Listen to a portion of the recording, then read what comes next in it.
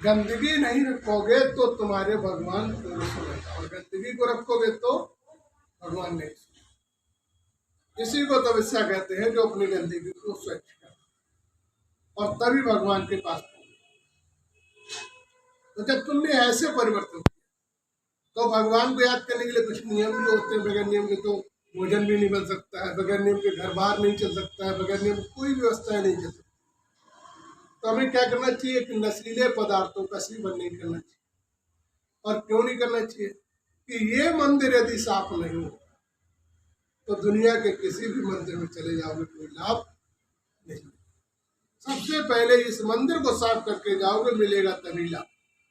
इसलिए इस शरीर रूपी मंदिर को स्वच्छ रखने के लिए नशीले पदार्थ मसाले और जो है, मैं आपने की और देखिए धार्मिक स्थलों प्याज लहसुन मना किया तो पाप पुण्य नहीं है। कारण क्या है? प्याज से शुगर पैदा होता।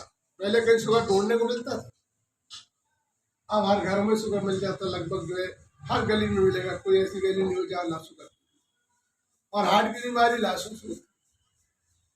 यदि इन बीमारियों से बचना चाहते हैं तो इनका प्रयोग, तो कोई पाप पुण्य नहीं। जैसे हमारा बच्चा कहीं कोई चीज खाने से बीमार होता है तो हम सभी रोकते हैं कि ना खाओ ऐसे, तो तुम भगवान के बच्चे की परमात्मा तुम्हें रोकता है ऐसी चीजों का प्रयोग न करो। तो बीमार रहोगे तो तुम्हारे साथ भगवान का भी नाम बदनाम होगा। तो भगवान नहीं चाहता कि मेरे साथ भी, तुम्हारे साथ मेरा भी नाम बदनाम, तुम्हारी भी इज्जत बनी रहे और साथ में भगवान की बनी। जैसे लौकिक बाप को कोई गाली देने लगे तो मर जाने को तैयार हो, और परमात्मा को कोई गाली दे दो तो घूम के निकल गया, तो हंसे चौथते नहीं जाते हो। ऐसा काम करते नहीं। तो परमात्मा कहता है कि अपनी हंसी बचानी है तो मेरी हंसी को बचाकर तब तुम्हारी हंसी बचे।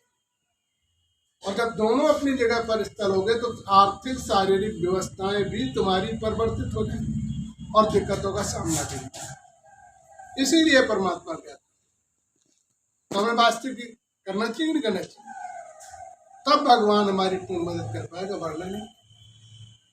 तो बदलाव हमारे जीवन के लिए अनिवार्य है। जब हमने ऐसे परिवर्तन किया तो भगवान के करीब पहुंचे। जैसे ये बाटी दिखाएगी, बाटी में करंट रोकने की क्षमता होती, ऐसे ही आत्मा में भी शक्तियां संपूर्ण थीं, लेकिन हम जन्म लेते लेते अपनी शक्तियों को खो बैठे। पुनः शक्तियों को प्राप्त करने के लिए भगवान को याद। जब भगवान को याद करते उस समय हमें करना क्या चाहिए? ना तो परिवार के संबंधियों की याद होनी चाहिए, ना खुद अपने बारे में सोचना चाहिए, और ना शिक्षक देने वाले गुरु के बारे में। उस समय तुम्हारा ध्यान सिर्फ भगवान की तरफ, तो तुम्हें संपूर्ण लाभ मिलेगा। और जब तक हम ऐसी स्थिति नहीं करेंगे तब तक हमें संपूर्ण लाभ नहीं मिलेगा।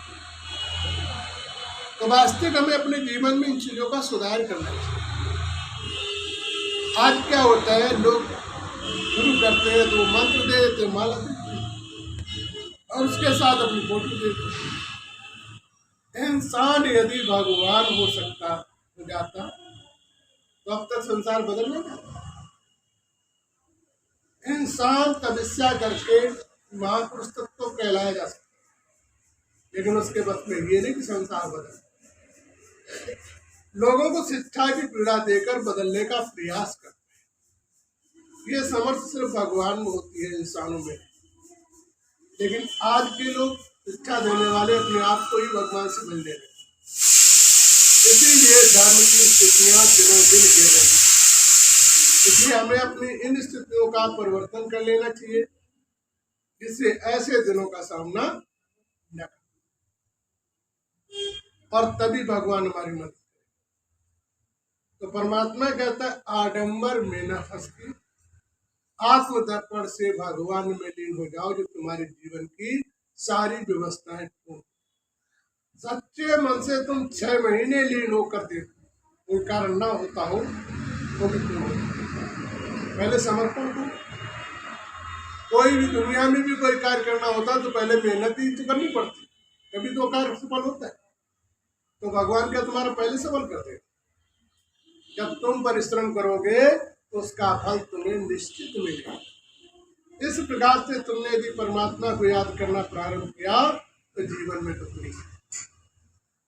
अब आप विचार करें, परमात्मा 1 घंटे बराबर 100 घंटे का,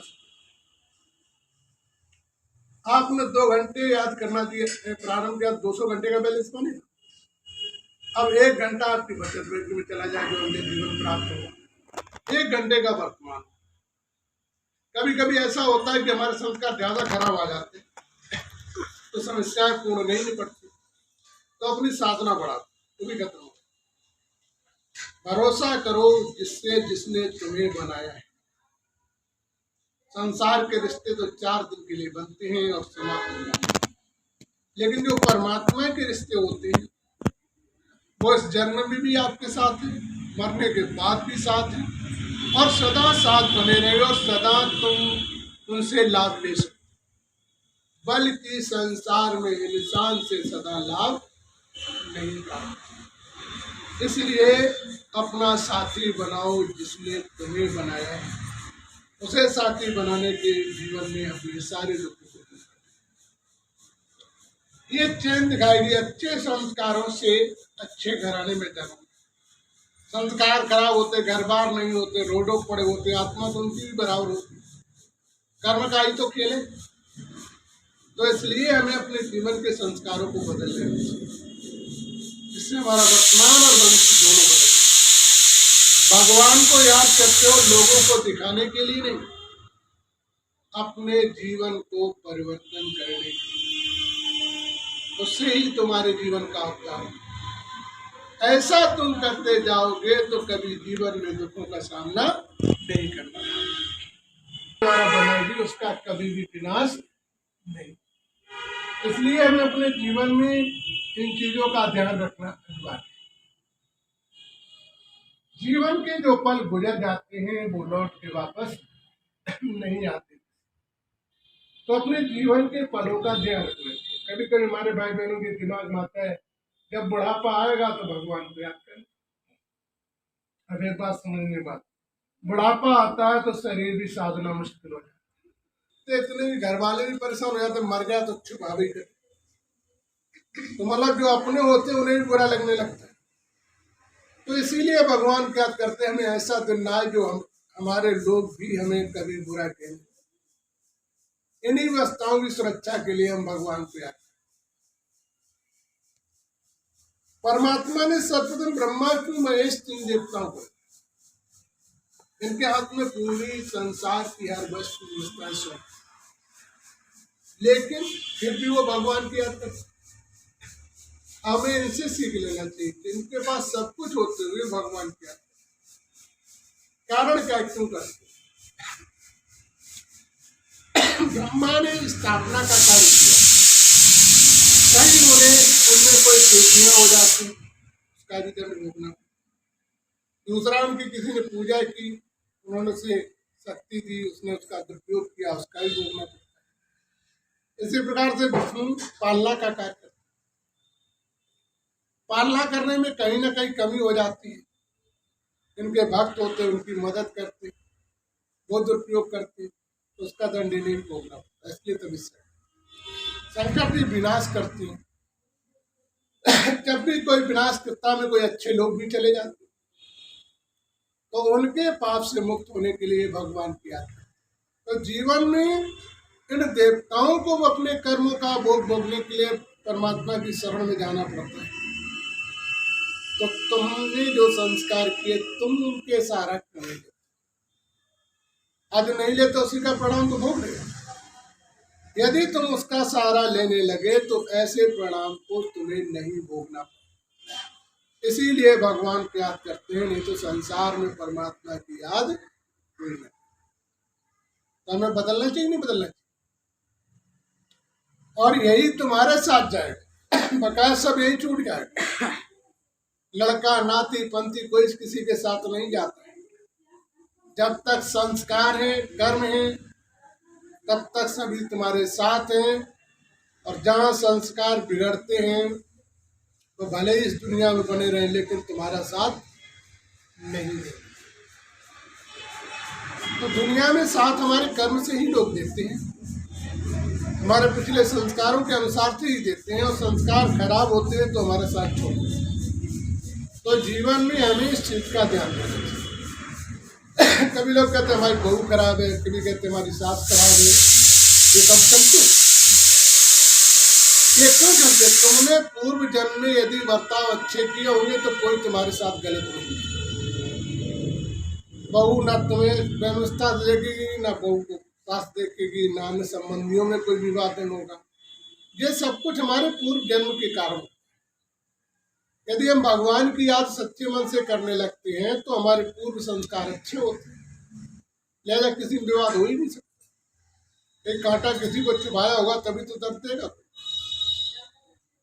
यदि हमसे धोखे में चुभ गया हो और हमने साधना करना प्रारंभ कर दिया तो क्या वो कांटा रहेगा?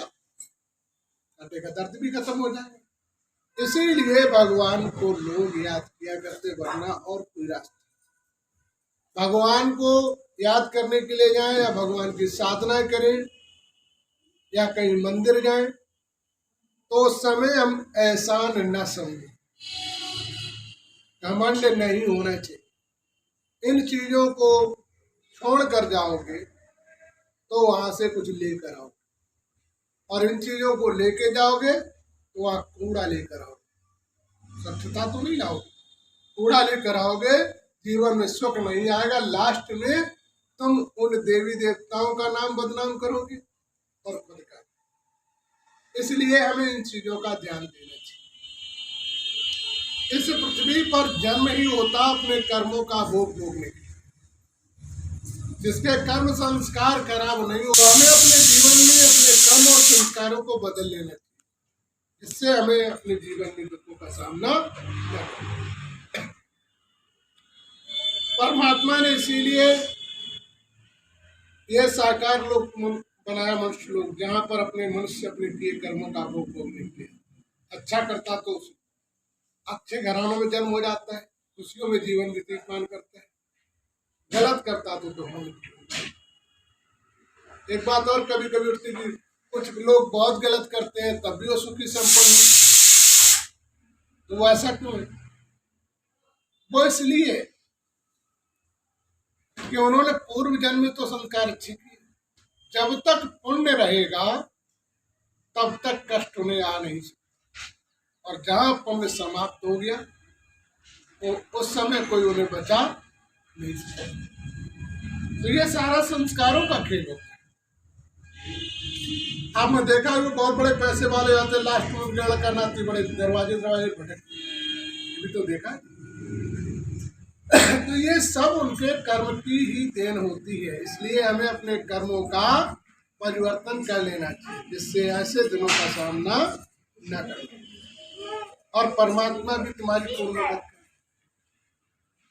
इसीलिए भगवान को याद करते, परमात्मा की याद के लिए चले। देवताओं को जैसे प्रवर्तन करते, प्रवर्तकों के पास पहुंचते हैं और कहते हैं, हे प्रभु, शांत के सागर हो तो शांति स्वरूप में बनाओ, तुम दया के सागर हो, दया से भविष्य में कोई ऐसी गलती ना हो जो मुझे सजाओं का भोग हो। तो बताओ, भगवान क्या तुम लेने तो जाते? अभी आप क्या कोई काम करने आए तो काम का तुम पैसा देंगे तो तुम्हारा एहसान उस पर रहा? कोई एहसान नहीं होता है, और ना काम करने वाले का होता है। इसी प्रकार से जब तुम भगवान को याद करते तो क्या परमात्मा पर तुम्हारा एहसान रहता है? क्योंकि जितना तुम करते हो उतना ही तुम्हें वो सुखों को प्राप्ति करवा देता है। बल्कि देखा जाए तो हमारा एहसान उस पर रहता है। भगवान का एहसान हमारे पर है, क्योंकि वो हम एक बार उसके साथ अच्छा करते हैं तो हमारे साथ वो 100 बार करते हैं, तो उसका तो एहसान हमारे पर है। लेकिन हमारा एहसान उसके ऊपर कोई नहीं होता है। लेकिन घमंडवश हम उसे उल्टे सीधे शब्दों का प्रयोग करते हैं। यही अपने जीवन में दुखों का निमंत्रण। इसलिए हमें ऐसी व्यवस्था का बदलाव करना चाहिए जिससे ऐसे दिनों का हमें सामना न करना पड़े, और परमात्मा भी हमारी पूर्ण मदद। तो परिवर्तन करना चाहिए कि नहीं करना चाहिए?